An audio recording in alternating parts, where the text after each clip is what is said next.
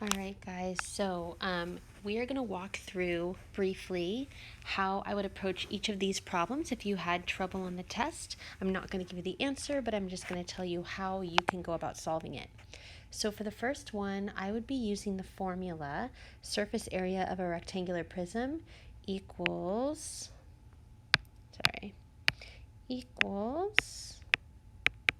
2 times width times length plus the height times the length plus the height times the width.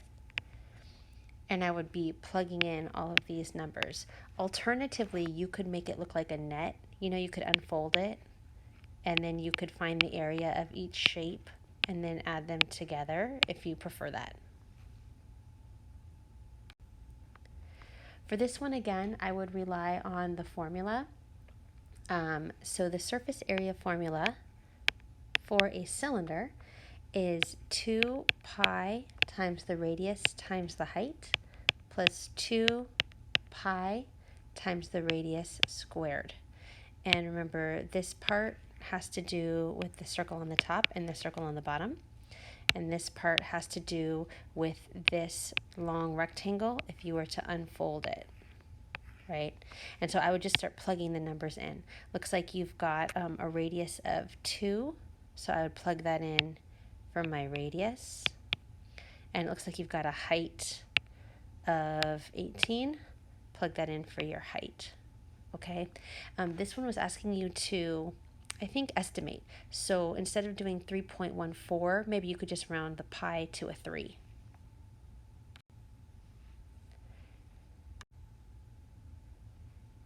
Now this problem was asking you to find the surface area of the lateral faces plus the base. So I would just look down here, and it looks like you've got a square down there. So find the area of that square, which is going to be 6 times 6 in this case, right, for this.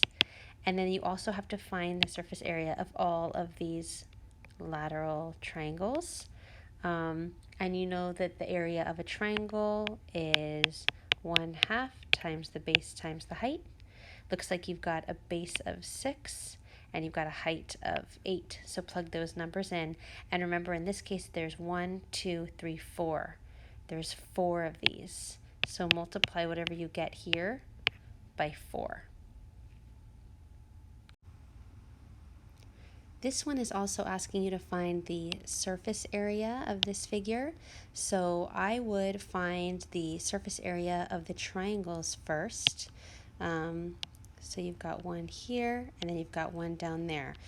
So find the area of one triangle, which is 1/2 times the base times the height.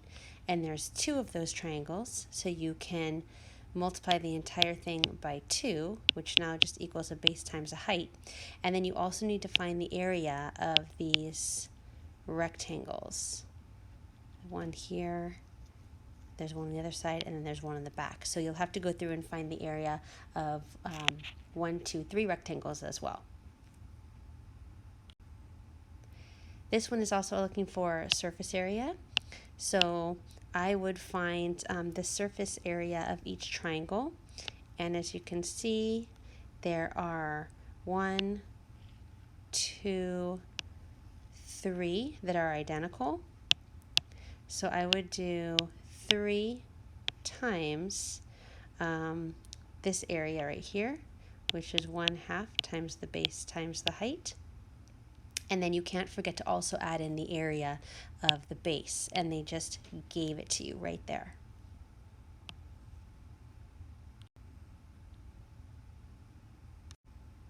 We're back to the surface area of a square pyramid, just like before. So I would find the area of my base, which is a square. So it's going to be 3 times 3. And then you need to find the area of your triangles. Area of a triangle is 1/2 times the base times the height. You've got 1, 2, 3, it's really hard to see, 4 of those. So you're going to multiply that area by 4. Okay, and then add them together.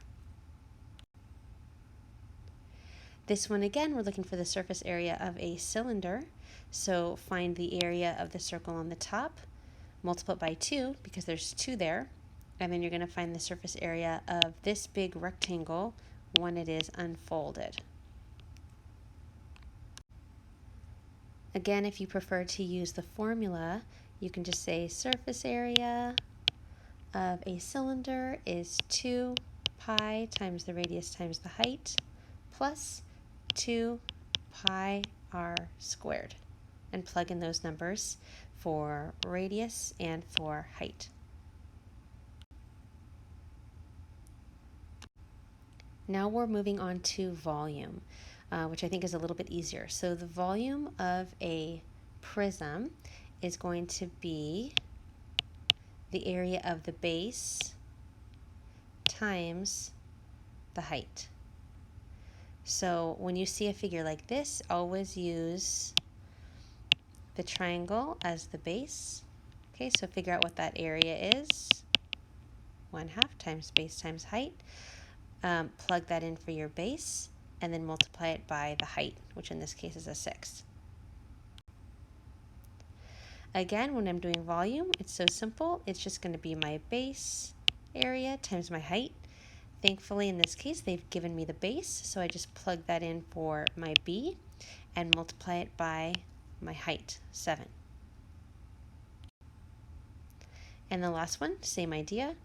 This is volume equals the area of the base times the height. Love these kind of problems. They already gave me the base. Plug that in, multiply it by the height.